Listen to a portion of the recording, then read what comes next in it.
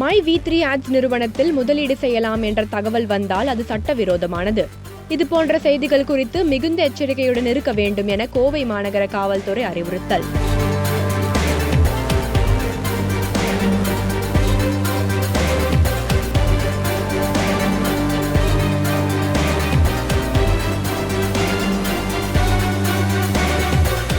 கோவை தலைமையிடமாக கொண்டு செயல்பட்டு வரும் மை வி3 ஆட்ஸ் என்ற நிறுவனம் குறித்தும் அந்த நிறுவனத்தின் MD சக்தி ஆனந்தன் குறித்து கோவை மாநகர காவல்துறை மற்றும் மாவட்ட ஆட்சியரிடம் சிலர் புகார் அளித்தனர்.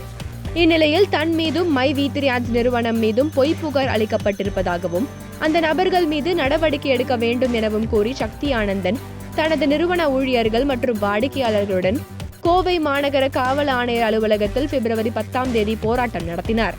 அப்போது அவர்கள் காவல் ஆணையரை சந்திக்காமல் போக மாட்டோம் என கூறி காவல் ஆணையர் அலுவலக வளாகத்தில் போராட்டத்தில் ஈடுபட்ட நிலையில் அரசு ஊழியர்களை பணி செய்ய விடாமல் தடுத்தல் உட்பட 2 பிரிவுகளின் கீழ் ரேஸ்கோர்ஸ் போலீசார் சக்தி ஆனந்தை கைது செய்தனர்.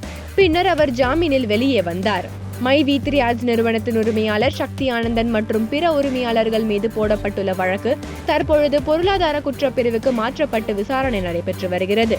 இந்த நிறுவனத்திற்கு ஹெர்பல் மற்றும் உணவுப் பொருட்களை சப்ளை செய்த விஜயராகவன் என்பவர் போலி பட்டப்படிப்பு சான்றிதழ் வைத்து ஏமாற்றியது தொடர்பாக அவர் கைது செய்யப்பட்டு சட்டப்பூர்வ நடவடிக்கை எடுக்கப்பட்டுள்ளது. இந்த நிறுவனத்திற்கு ஆதரவாக ஆர்ப்பாட்டம் நடத்தியது தொடர்பாகவும் கோவை மாநகர காவல்துறை சார்பில் பல்வேறு காவல் நிலையங்களில் வழக்கு பதிவு செய்யப்பட்டுள்ளது. இந்நிலையில் குற்றச்சாட்டுக்கு உள்ளான குற்ற வழக்கு பதிவு செய்யப்பட்டுள்ள நிறுவனத்தின் பெயரிலும் அந்த நிறுவனத்தின் கிளை நிறுவனம் பெயரிலும் தனிநபர்கள் முதலீடு செய்வதாகவும் அத்தகைய முதலீட்டை வழக்கு பதிவு செய்யப்பட்ட பின்னரும் மேற்படி நிறுவனம் சட்ட விரோதமாக வசூலிப்பதாகவும் சமூக வலைதளங்களில் தகவல் பரவி வருகிறது. பொதுமக்கள் குற்ற நடவடிக்கை எடுக்கப்பட்ட மற்றும் குற்ற வழக்குகள் நிலுவையில் உள்ள மேற்குறிக்கப்பட்ட மை வி3 ஆட்ஸ் நிறுவனத்தில் முதலீடு செய்யலாம் என்ற தகவல் வந்தால் அது சட்டவிரோதமானது மற்றும் மோசடியானது என்பதை தெரிந்து கொள்ள வேண்டும்.